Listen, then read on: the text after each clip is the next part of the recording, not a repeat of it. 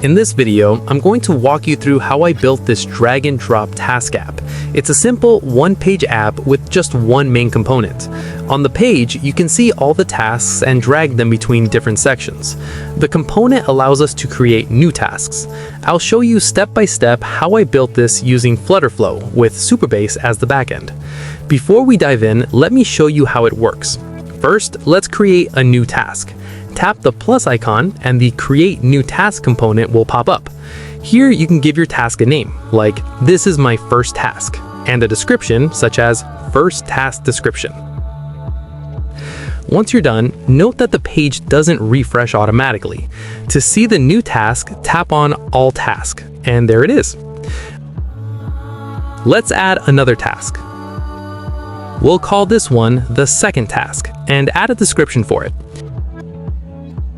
Tap Done, then refresh by selecting All Task. Now you can see both tasks listed. The app has different sections: All Task, Recent, In Progress, and Complete. To move a task, simply drag it from one section to another. For example, drag a recent task into In Progress, and it appears there. From In Progress, you can drag it to Complete. You can even move tasks back to Recent or In Progress. Everything works smoothly.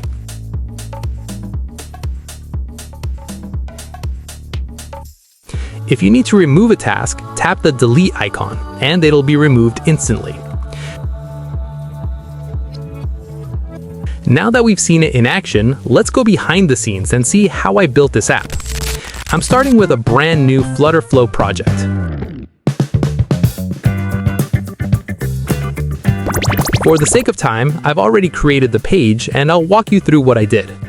Here's the UI. It's straightforward and easy to follow. At the top level, I have a column with two children. The first child is the header, which I built using a container as an app bar. It simply displays the page title. The second container holds the task UI. Inside this container, there's another column, which includes a grid view. This grid view displays 4 cards: All Task, Recent Task, In Progress Task, and Complete Task. Each card shows 2 pieces of information: the number of tasks and the type of task it represents.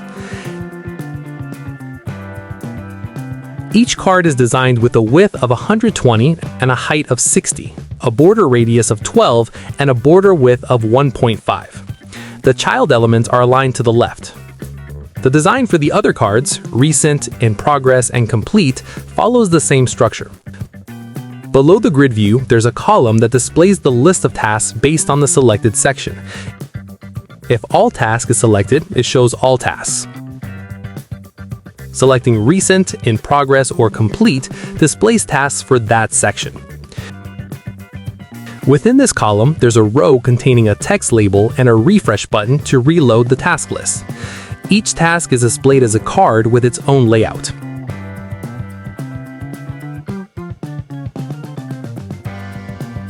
Each card has a container with a primary color background to enhance the UI. Inside, there's a column and multiple rows with elements like the title, description, creation date, and a delete icon. Next, we add the functionality to create new tasks. I use a floating action button at the top of the page. This button navigates to the Create New Task component. I set the button color to the tertiary orange and added an action to open a bottom sheet with the task creation component. Dragging is enabled for this component. Inside the Create New Task component, we have a column with text fields for the task title and description. Now let's set up the backend using Supabase. First, create a new Supabase account. Then create a project called Drag and Drop Task App. Generate a password and create the project. With the project ready, connect FlutterFlow to Supabase. In FlutterFlow, go to Settings, then Supabase. Use the new connection method by selecting Connect Supabase, which opens a new tab for API authorization. Authorize FlutterFlow to access your Supabase project, and you're ready to integrate the backend with your app. We've now successfully connected Supabase to FlutterFlow. Let's move on to our new project. I'll go ahead and select the project we just created. Great, our project is ready. However, there's nothing to display yet because we haven't created any tables in Supabase. So let's do that next. I'll open Supabase and create a new table. We'll call this table Tasks. Inside this table, we'll add a few columns. First, a title column for the task with a text data type. Next, a description column also set to text. And finally, a status column, which will also use a text type for now. Once that's done, I'll save the table. After saving, I'll go into the row level security settings and disable RLS for now. Perfect. Our table is now set up. Next, let's take a look at the schema we just created. Here's our new task table in Supabase. Now let's insert some data. I'll click Insert Row, select the Tasks table, and start defining the fields. For the title, I'll bind the value from the widget state. Then for the description, I'll also pull the value from the widget state. For the status, we'll assign a default value. At this point, instead of using plain text for status, we can improve things by creating an enum. This helps keep our status values consistent. Let's create an enum called Task Status. We'll add 3 values: recent, in progress, and complete. Now that the enum is created, I'll go back to our table and update the status column to use this enum type. I'll set the default value to recent so every new task starts with that status. Great, that's all set. Now let's return to our task page. At this stage, we want all created tasks to be displayed on the page. To do that, we'll add a backend query. I'll select Supabase query, choose the tasks table, and set it to return a list of rows. Then I'll confirm. Next, we'll store this data in a page state. I'll create a page state called display tasks, set the type to Supabase row, and make it a list. Then I'll link it to the tasks table. Now let's connect this to our list view. I'll select the list view and bind it to the page state we just created, display tasks. Once that's done, the list view should display all tasks. Next, we'll bind each card in the list view to an individual task. We'll also use conditional visibility to control which card appears based on the task status. For example, for the first card, I'll set it to be visible only if the task status is recent.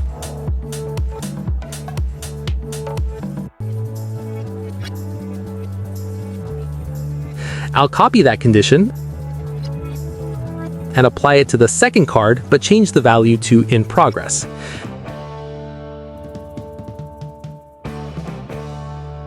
Then I'll repeat the process for the third card, setting it to complete.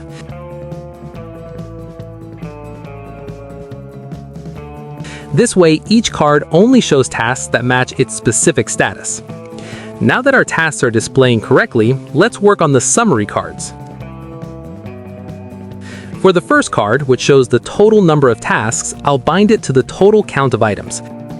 I'll apply number formatting and set a default value of 0.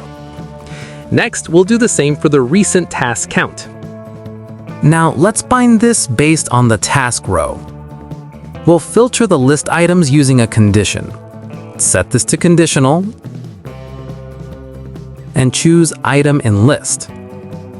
For the condition, select status and set it equal to recent.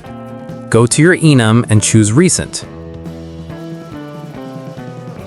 Then apply number of items with number formatting and set the default value to 0. Great. Now I'll copy this variable and paste it into the next section. Here, we'll simply change the value from recent to in progress. Go back to the enum and select in progress. Perfect. We'll repeat this same process one more time. Paste the variable again, and this time change the value to complete. Select Complete from the enum. Good.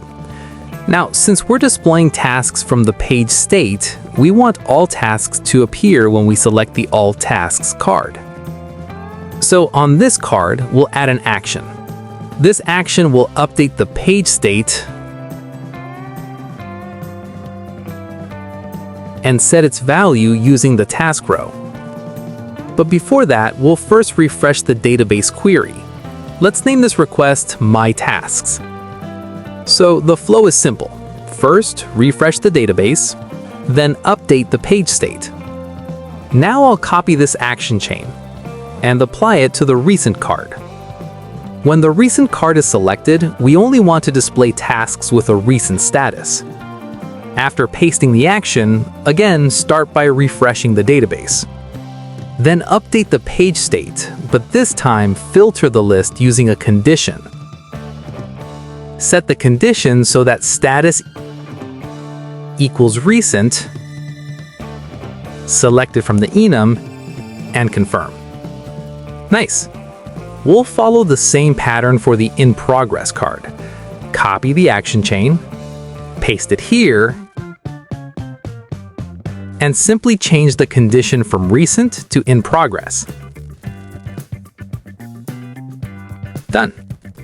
Finally, for the Complete card, paste the same action and update the condition to complete.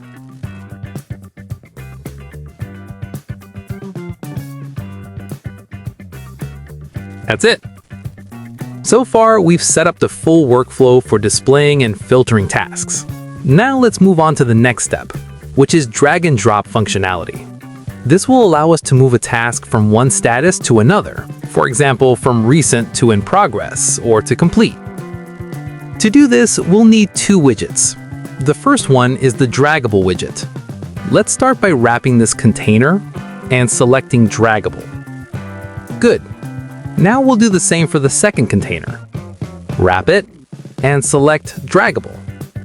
And again for the third container. Perfect. Each draggable needs a value key. Set the type to Supabase row and select task. Then bind the value from the task item and confirm. Now repeat that for the second draggable. Select task and bind it to the task item. And again for the third draggable. Great! So now we have our draggable elements set up. Earlier, I mentioned we'd need two widgets. We've added the first one, draggable. The second widget we need is the drag target. So let's select this container and wrap it with a widget, which is called a drag target. Now I'll repeat the same process for the In Progress container. I'll wrap it with a drag target. Then I'll do the same for the third container. Wrap it as a drag target as well. Each drag target also requires a value key. So for this one, I'll set the type to Supabase row and select tasks. I'll repeat that for the second drag target. Again, Supabase row and then tasks. And finally, for the third drag target, same setup, Supabase row and tasks. Perfect. Now, each drag target needs an action. So let's open the action flow editor. You'll notice a few options here: on drag accept, on drag enter, and on drag exit. For this implementation, we'll use on drag accept. When a drag is accepted, the first step is to update the page state. We'll update display tasks and remove the dragged item from the list. So we're removing the item from the page state. Next, we'll update the backend. Choose Update Row in Supabase and select the Tasks table. For the matching row, set where ID equals the dragged item's ID. So select the value from the drag target and bind it to the ID field. Good. Now, for the field we want to update, we'll update the status. If the task is dropped into the recent column, set the status to recent. If it's dropped into complete, set it to complete. Simple as that. After that, we'll refresh the database query using our My Tasks request. Great. Now I'll copy this entire action chain and move to the next drag target. I'll paste it here and just update the status value. Instead of complete, I'll change it to in progress. Done. Next, for the recent target, I'll paste the same action again and update the status to recent. Perfect. Now that everything is set up, let's test the app and see it in action. Alright, test mode is running. We currently have 0 tasks across all categories, so let's create a new one. I'll add a task called Morning Gym, and for the description, I'll enter 30 minutes morning gym before anything. Then I'll tap Done. Now, one quick fix, we need to dismiss the bottom sheet after creating a task. So after the insert action, we'll add a dismiss action. Good. Now let's refresh. And we can see our recent task. Everything looks good so far. Next, let's test the drag and drop functionality. I'll drag the task into In Progress, and there it is. Notice the recent count drops to 0. Now let's open In Progress, and yes, the task appears correctly. Next, I'll drag it into Complete, and it updates instantly. Let's check the Complete tab, and everything is working perfectly. Great! Now let's display the actual task details, the title and description. Go to the page and bind the text to the task item. From the row field, select Title and set a default value. Then copy and apply this binding where needed. Next, for the description, paste the same setup and change the field to Description. Repeat this wherever the description is displayed. Good. Finally, let's handle the date. Bind it the same way, but this time select Created At. Change the format to date and time and display it as something like a moment ago. And that's it. Everything is now fully connected and working. Now let's finish setting up the dates. Bind the date field here and paste the same configuration into the other date section as well. Great, that looks good. Next, we'll add the delete icon functionality. When a task is deleted, we want to remove it from Supabase. So select the delete icon and add an action to delete a row from the tasks table. For the matching condition, set ID to be equal to the current task item's ID. So select the task item, then choose the ID field. Perfect. Now I'll copy this action and paste it across all the other delete icons as well. Good. Let's go ahead and test it. I'll reload test mode. And once it's running, we can see our task here. Let's delete it. Done. Now it looks like it's been deleted, but we still need to confirm that the UI updates in real time. If I tap on any of these cards, it refreshes, but let's improve this so it updates instantly. Here's how. On the delete icon, we'll add a couple more actions. First, update the page state.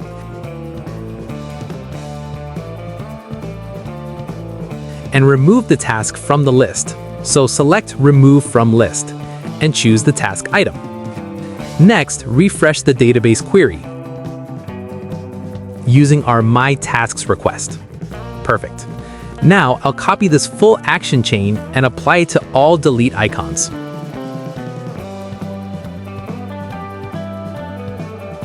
Done. Let's test it again. I'll create a new task. Let's call it Another Task. With a description, Another Task Description. Tab Done. And there it is. I'll create one more. I'll call this Second Task. And add a description. Great.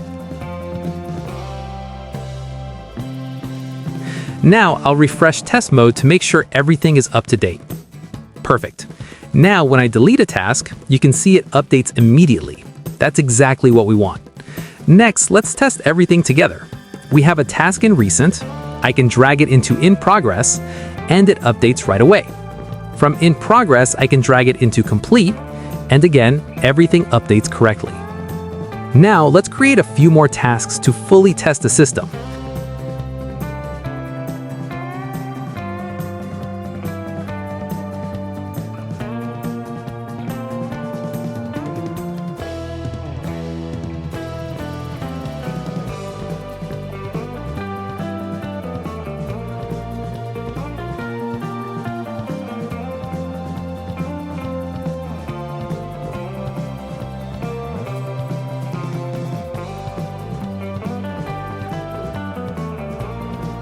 And now we have multiple tasks to work with. Most of them are in recent. I can drag some into in progress. Now if I tap recent, I only see recent tasks. If I tap in progress, I see only those in progress. And if I tap complete, I see only completed tasks. Finally, the All tab shows everything together. We can also continue moving tasks around, dragging more into in progress or deleting them, and everything updates in real time. At this point, the entire workflow is working smoothly. We can drag tasks, update their status, delete them, and everything syncs instantly. And that's it for this class. Thanks for watching. I'll see you in the next video.